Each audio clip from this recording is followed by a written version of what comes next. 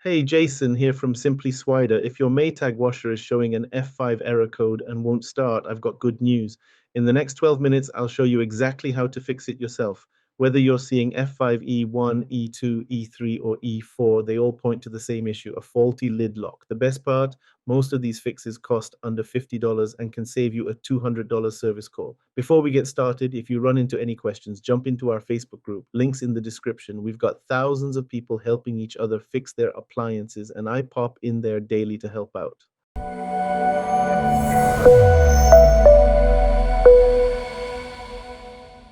So the big one here is your lid lock assembly just giving up the ghost. You'll know this is your problem when you press start and nothing happens. No clicking, no beeping, just dead silence. Or maybe you're getting that constant clicking sound like it's trying to lock but can't quite get there. The display is going to show you F5, E1, E2, or E3, depending on exactly what's going wrong.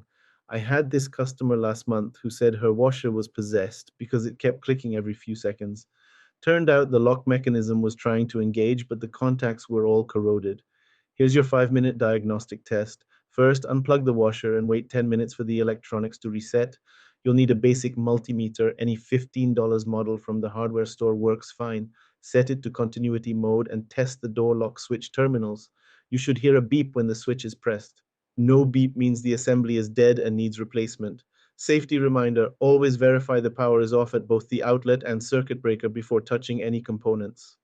Next up, let's talk about something blocking your lid from closing properly. This happens more than you'd think. I've pulled socks, bras, even a kid's toy car out of lid mechanisms. You'll know it's an obstruction when the lid won't shut all the way, or when you get that F5E2 code specifically, that one's telling you the door can't lock because something's in the way. Grab a flashlight and examine the lock striker. That's the small plastic tab that pushes into the lock when you close the lid. Look for three things: lint buildup, white soap residue, or the striker sitting crooked instead of straight. If the striker looks bent or off center, that's your problem right there. This 2-minute inspection catches about 30% of F5 errors. I remember this guy who was convinced his washer was broken, but his teenage son had slammed the lid so hard it bent the striker. Quick visual inspection saved him a $100 service call.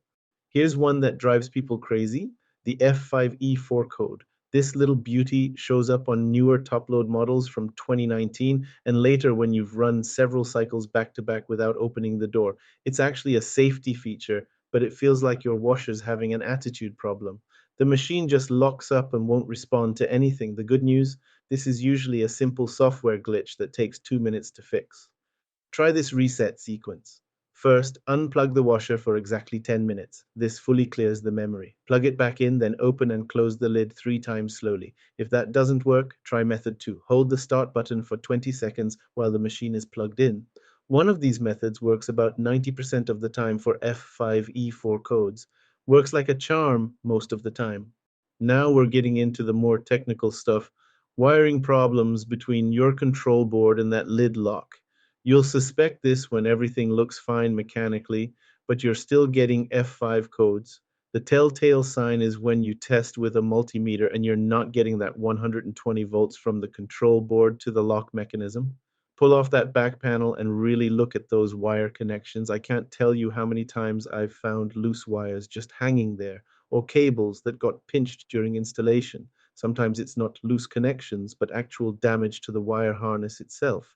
If you find damaged wiring, you can try to repair it, but honestly, replacing that whole cable harness is usually the safer bet. Just remember, unplug everything and turn off your power source before you start messing with any wires. Here's the one everybody dreads: control board problems. When your control board goes bad, it can't communicate properly with the lid lock, so you get F5 errors even though the lock itself is working fine. You'll know it's the board when you've tested everything else and the error keeps coming back. The board might look fine from the outside, but inside there could be burnt components or failed circuits. This repair gets pretty complex. You're looking at removing multiple screws, disconnecting a bunch of wiring harnesses, and installing the new board. Don't be a hero on this one. If you're not comfortable working with electrical components, this might be where you call someone like me. It's one of those repairs where if you mess it up, you could end up with a bigger problem than you started with. All right, so here's how we're going to tackle this F5 error. I'm going to walk you through the most common causes, starting with the simple stuff that takes 5 minutes and working our way up to the more involved repairs. Most of the time, it's going to be one of the simpler fixes, but we'll cover all the bases so you know exactly what you're dealing with. Lid lock assemblies range from $26 to $170 depending on your model. Here's a money-saving tip. Check Part Select or Repair Clinic online first. They're usually 20 to 30% cheaper than local stores. Even at $170, you're saving money since service calls start at $90 just to diagnose, plus $8120 in labor, plus the marked up part cost. Total DIY time, about 45 minutes with basic tools. The parts located inside that top panel at the front of the washer. Most of the time, you'll need a quarter-inch nut driver and maybe a flathead screwdriver. Some models like the MVWB 765FW require you to remove the rear panel to disconnect the wiring harness, but it's still totally doable for most people. The door strike is that little plastic piece that actually engages with the lock mechanism. These are pretty cheap. You're looking at somewhere between $6 and $21 typically. The nice thing about door strikes is they're super easy to check and replace. It's literally just a visual inspection most of the time. Sometimes you can clean them up and get them working again, but for the price, it's usually worth just replacing it if there's any damage. You can grab these at most appliance parts dealers or order them online. Now, the control board is where things get expensive. I don't have specific pricing from the article, but these typically run a few $100s. Plus, you're looking at some serious labor if you're not doing it yourself. The thing about control boards is they control everything in your washer. So when they go bad, you might see multiple error codes or weird behaviors. This is definitely one where you want to be sure it's actually the board before you spend the money. Try all the simpler fixes and really confirm the board's the problem. Sometimes what looks like a control board issue is actually just dirty contacts in the lid lock itself. You can see right there on your screen the most common Maytag models that run into these F5 error issues. Take a look. You might even spot your own model up there. The MVWB series seems to be particularly prone to these lid lock problems, but don't worry, the fixes are pretty much the same across all these models. Here's your F5 error action plan. Start with the 2-minute visual inspection for debris, then try the 10-minute power reset. These two steps fix about 60% of F5 codes. If you still see the error, it's likely the lid lock assembly, a $50 part and 45-minute repair that beats a $200 service call every time. Remember, 8 out of 10 F5 errors are DIY fixable.